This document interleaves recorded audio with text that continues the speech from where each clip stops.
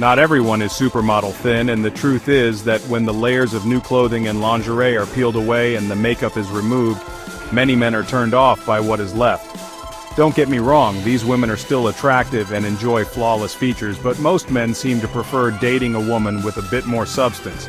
In other words, being a bit overweight is not necessarily a bad thing, but where does average end and obese begin? For the most part, men prefer non-overweight women, but a bit more substance does not mean wearing a belt size that reads equator. Just ask any male to tell you about the girl he dreams about, and there is a good chance she will not be overweight. When most men are asked to rate a woman, those getting the highest scores are not those that are model thin, but those that fill out their clothes best or have an air of sexual suggestiveness to them. How a man looks at a woman is very subjective. Most people, when they pass each other on the street or at a favorite night spot, do not first think, "Hey, I bet she has a really nice personality." It's much more probable that the first thing that comes to mind is, "Holy crap! Look at that ass!"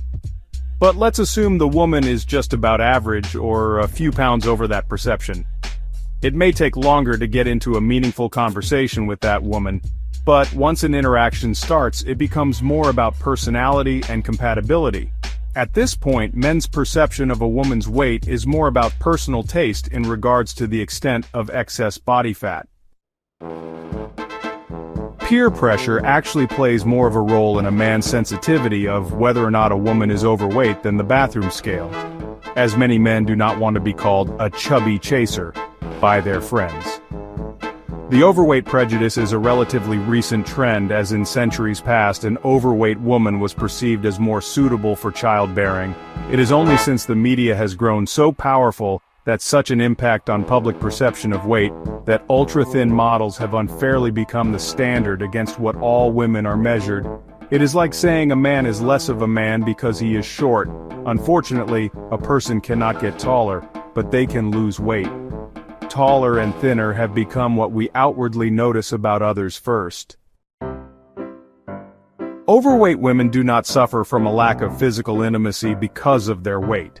They are just as likely to have as much sex as their thinner counterparts, perhaps even more.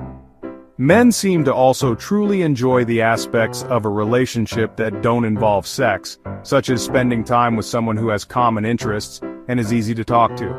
Thin women can have these characteristics as well, but as studies show, thin is usually in the minority.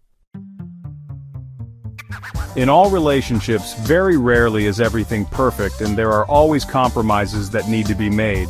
But if you are the kind of person who is always looking for a bigger and better deal, then you may not feel comfortable with a slightly overweight woman. If you are physically not attracted to the woman, then you should think twice about getting involved, as it is not only going to keep you wondering if you could have done better, but it is certainly not fair to her as well. Remember, there are far more significant factors in life than weight. True connection and shared values matter more.